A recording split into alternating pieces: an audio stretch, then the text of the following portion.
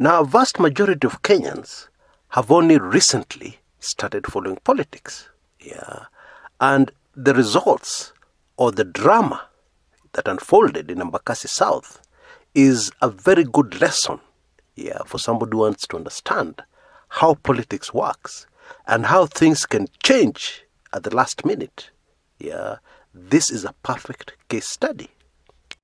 Because the truth is, Irshad Sumra was going to win this parliamentary seat easily, comfortably, even without breaking into a sweat.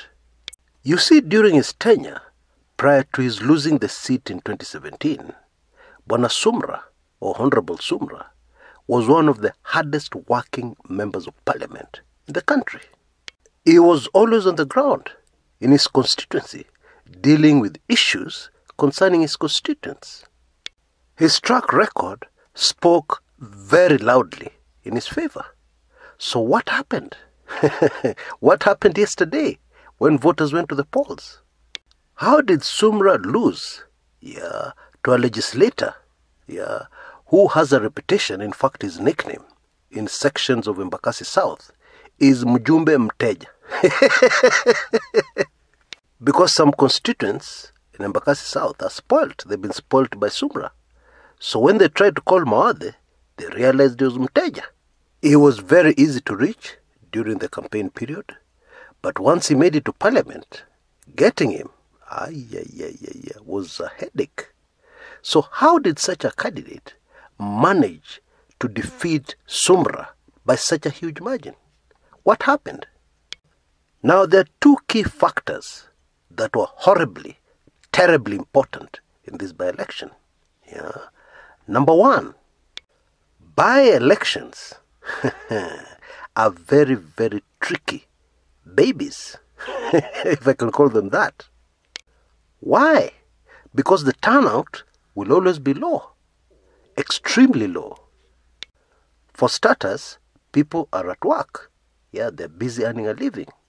And the emotions and the election fever has not caught the people, the usual election fever that catches voters around the time of a general election. That one is missing. Now, the fact that turnout is normally very low makes a lot of room to play a lot of games, a lot of dirty games. Because more often than not, it's reduced to a simple whose supporters will turn up to vote. Because the one whose supporters turn up to vote will win. And so a very effective strategy to win a by-election is don't even hold many rallies. Focus all your finances on how you're going to transport voters to vote. If you have a few hundred of them working in a certain factory, go to that factory and make arrangements that they'll be allowed to live and vote without any repercussions on their paycheck. And then the second factor, in my view, the much more devastating factor, is slum psych. How people in the slums think. And Embakasi South is a slum constituency. A big area of the constituency is in the slums. Mkuru kwa Ruben, Mkuru kwa Jenga, slums. For people in the slums, it's a matter of survival. Survival for the fittest. It has often been whispered that people in the slums can take 50 shillings to kill a man. 50 bob. So just try and imagine the impact of a 1,000 bob note on somebody living in the slums. He can do anything for you. Bottom line, money works miracles for a politician in the slum area. A politician who wants to win any election, especially a by-election. So much so that a voter who has been assisted by a certain politician in very many ways to get a job, maybe even to get a body of a loved one out of a mortuary because the fees were too high, to get somebody out of hospital, etc., etc. All that is forgotten in a flash when they're presented with a 1,000 bob note. I have reason to believe that this is precisely what happened at Embakasi South yesterday.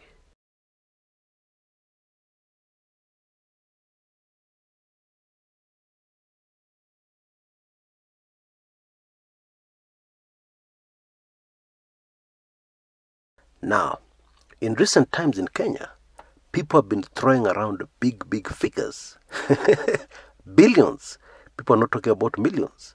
You discover the damn scandal, 21 billion was lost.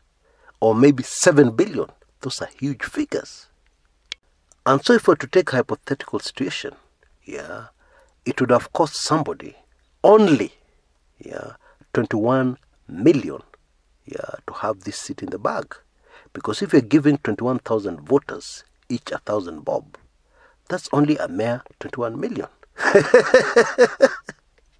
That is pocket change for some people. Now, this is a point we cannot brush aside, because yesterday there were widespread reports of voter buying in Embakasi South.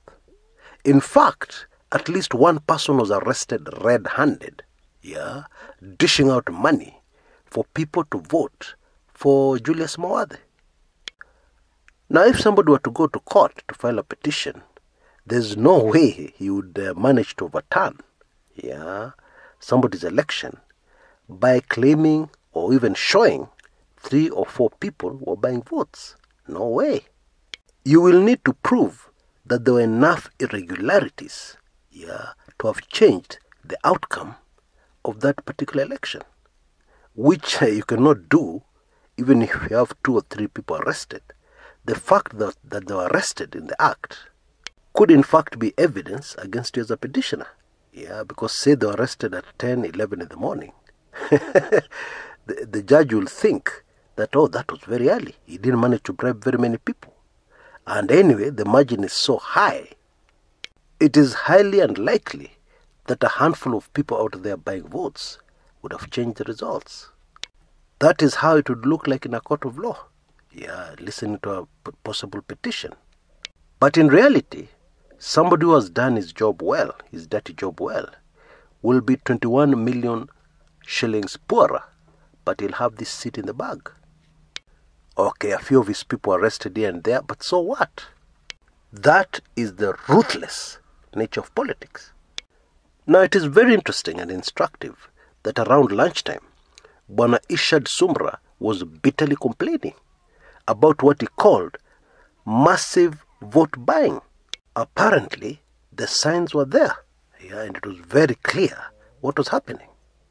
However, later in the day, in the evening, the same Sumra came out and congratulated the winner, and pledged to work with him to unite the constituency, and to bring development to the constituency.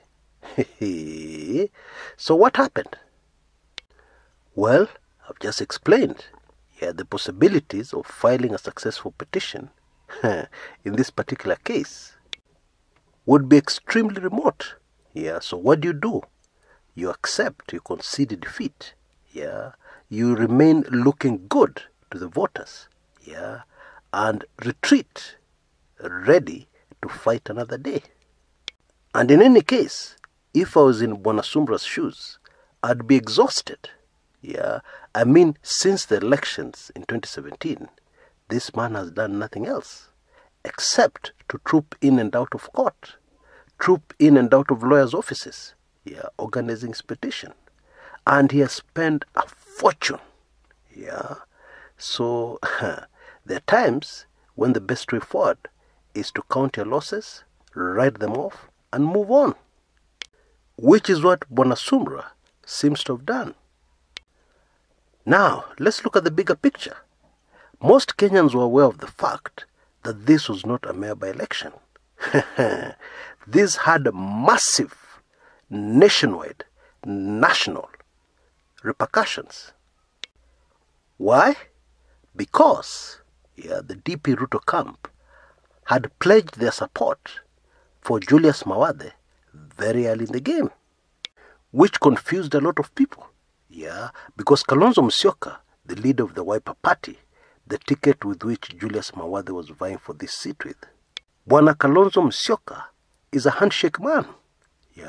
is on Uhuru Kenyatta's side, Uhuru Kenyatta and Raila Odinga. So why would the DP Ruto camp be so keen, so enthusiastic to support Bwana Mawathe? Well, the answer is very simple. To the DP Ruto camp, the enemy is Raila Odinga. Raila Odinga and ODM.